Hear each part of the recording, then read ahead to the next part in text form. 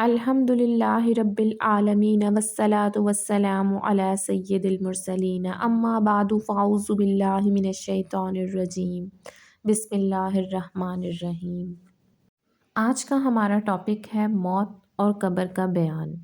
کس وقت ایمان لانا بیکار ہے۔ ہر شخص کی عمر مقرر ہے، نہ اس سے گھٹ سکتی ہے نہ بڑھ سکتی ہے۔ جب زندگی کا وقت پورا ہو جاتا ہے تو حضرت عزرائیل علیہ السلام روح نکالنے کے لیے آتے ہیں۔ اس وقت مرنے والے کو دائیں بائیں جہاں تک اس کی نظر جاتی ہے فرشتے ہی فرشتے دکھائی دیتے ہیں۔ مسلمان کے پاس رحمت کے فرشتے ہوتے ہیں اور کافر کے پاس عذاب کے۔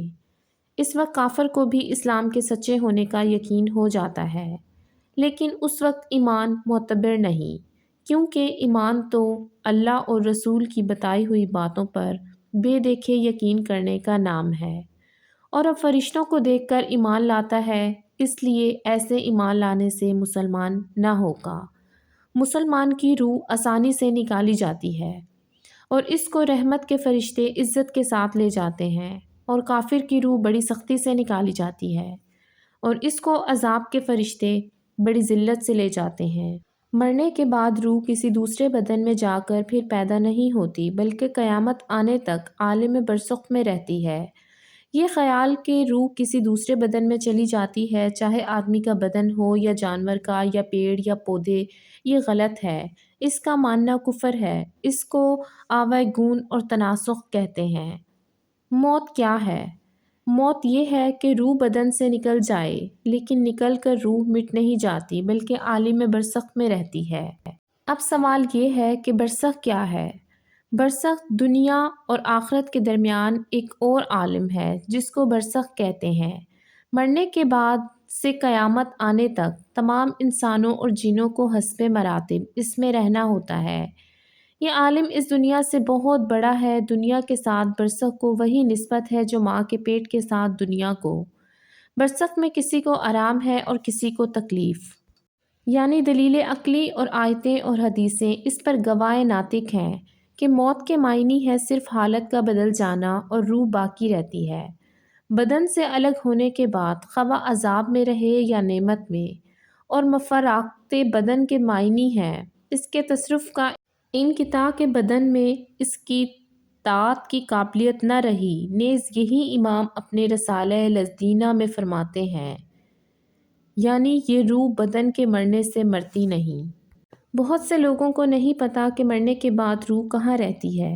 ایمان و عمل کے اعتبار سے ہر ایک روح کے لیے الگ جگہ مقرر ہے، قیامت آنے تک وہیں رہے گی۔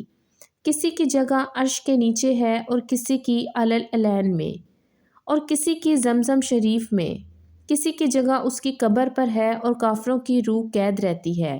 کسی کی چاہ برہوت میں، کسی کی سجین میں، کسی کی اس کی مرگھٹ میں یا کسی کی قبر پر۔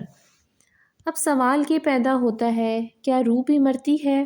بہرحال روح مرتی یا مٹتی نہیں بلکہ باقی رہتی ہے، اور جس حال میں بھی ہو اور جہاں کہیں بھی ہو اپنے بدن سے ایک طرح کا لگاؤ رکھتی ہے۔ بدن کی تکلیف سے اسے بھی تکلیف ہوتی ہے اور بدن کے آرام سے آرام پاتی ہے۔ جو کوئی قبر پر آئے اسے دیکھتی پہچانتی ہے، اس کی بات سنتی ہے، اور مسلمان کی نسبت تو حدیث شریف میں آیا ہے کہ جب مسلمان مر جاتا ہے تو اس کی راہ کھول دی جاتی ہے، جہاں چاہے جائے۔ حضرت شاہ عبدالعزیز صاحب لکھتے ہیں، یعنی روح کے لیے کوئی جگہ دور یا نزدیک نہیں بلکہ سب جگہ برابر ہے۔ روح کی موت اور بعض احوال۔ جو یہ مانے کہ مرنے کے بعد روح مٹ جاتی ہے وہ بد مذہب ہے۔ مردہ کلام بھی کرتا ہے، اس کی بولی عوام جن اور انسانوں کے سوا حیوانات وغیرہ سنتے بھی ہیں۔ قبر کا دبانا۔ دفن کے بعد قبر مردے کو دباتی ہے، مومن کو اس طرح کہ جیسے ماں بچے کو، اور کافر کو اس طرح کہ ادھر کی پسلیاں ادھر ہو جاتی ہیں۔ جب لوگ دفن کر کے لوٹتے ہیں مردہ ان کے جوتوں کی آواز سنتا ہے۔ اب منکر نکیر کسے کہتے ہیں؟ کب آتے ہیں اور کیا سوال کرتے ہیں؟ اس وقت منکر نکیر دو فرشتے زمین چیرتے ہوئے آتے ہیں۔ ان کی شکل بہت ڈراؤنی ہوتی ہے، ان کا بدن کالا، آنکھیں نیلی اور کالی، بہت بڑی بڑی جن سے آگ کی طرح لپٹ نکلتی ہے۔ ان کے ڈراؤنے بال، سر سے پاؤں تک ان کے دانت بڑے بڑے ہیں، جن سے زمین چیرتے ہوئے آتے ہیں، مردے کو جھنجھوڑتے ہیں اور جھڑک کر اٹھاتے ہیں، اور بہت سختی کے ساتھ بڑی کڑی آواز سے یہ 3 الفاظ کرتے ہیں: من ربو کا، یعنی تیرا رب کون ہے؟ ما دینو کا، تیرا دین کیا ہے؟ ما کنتا تقول فی ھذا الرجل، ان کے بارے میں تو کیا کہتا ہے؟ مردہ اگر مسلمان ہے تو پہلے سوال کا یہ جواب دے گا: ربی اللہ، میرا رب اللہ ہے، اور دوسرے کا دینی الاسلام، میرا دین اسلام ہے، اور تیسرے سوال کا جواب یہ دے گا: هو رسول اللہ، کہ صلی اللہ علیہ وآلہ وسلم اللہ کے رسول ہیں، اللہ کی طرف سے تو ان پر رحمت نازل ہو اور السلام۔ اب آسمان سے یہ آواز آئے گی: میرے بندے نے سچ کہا، اس کے لیے جنت کا بچھونا بچھاؤ اور جنت کا کپڑا پہناؤ اور جنت کا دروازہ کھول دو۔ اب جنت کی ٹھنڈی ہوا اور خوشبو آتی رہے گی، اور جہاں تک نگاہ پھیلے گی وہاں تک قبر چوڑی چمکیلی کر دی جائے گی، اور فرشتے کہیں گے: سو جیسے دلہا سوتا ہے۔ یہ نیک پرہیزگار مسلمانوں کے لیے ہوگا، گناہ گاروں کو ان کے گناہ کے لائق عذاب بھی ہوگا۔ ایک زمانہ تک پھر بزرگوں کی شفاعت سے یا احسان و ثواب و دعائے مغفرت سے یا محض اللہ کی مہربانی سے یہ عذاب اٹھ جائے گا، اور پھر چین ہی چین ہوگا۔ اور اگر مردہ کافر ہے تو سوال کا جواب نہ دے سکے گا اور کہے گا: افسوس، مجھے تو کچھ معلوم ہی نہیں تھا۔ اب ایک پکارنے والا آسمان سے پکارے گا: یہ جھوٹا ہے، اس کے لیے آگ کا بچھونا بچھاؤ اور آگ کا کپڑا پہناؤ اور جہنم کا ایک دروازہ کھول دو۔ اس کی گرمی اور لپٹ پہنچے گی، اور عذاب دینے کے لیے 2 فرشتے مقرر ہوں گے جو بڑے بڑے ہتھوڑوں سے مارتے رہیں گے اور سانپ بچھو بھی کاٹتے رہیں گے، اور قیامت تک اس طرح طرح کے عذاب ہوتے رہیں گے۔ قبر میں کس کس سے سوال نہیں ہوتا؟ حضرت انبیاء علیہ السلام سے قبر میں سوال نہیں ہوا، نہ انہیں قبر میں دبائے، اور سوال تو بعض امتوں سے بھی نہ ہوگا، جیسے جمعہ اور رمضان میں مرنے والے مسلمان۔ قبر میں آرام و تکلیف کا ہو ناحق ہے۔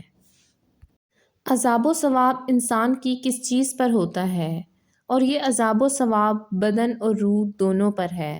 بدن کی اصلی اجزاء کیا کیا ہیں اور کہاں ہیں؟ بدن اگرچہ گل جائے، جل جائے، خاک میں مل جائے، مگر اس کے اصلی اجزاء قیامت تک باقی رہیں گے۔